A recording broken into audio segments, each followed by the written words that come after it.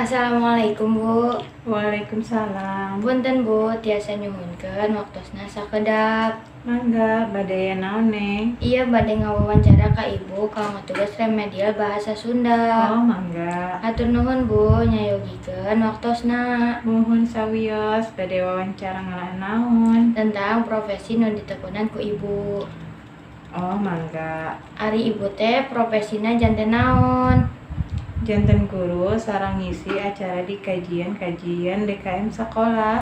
Naon motivasi Ibu pikeun misi kajian-kajian salaku motivator di sekolahan? Salarus nama ieu teh parintah ti Allah Subhanahu wa taala Neng. Kamu tema kajian ti Ibu biasana condong ke arah mana? Salarus nama campur agamana aya tapi condong maka manajemen sareng administrasi.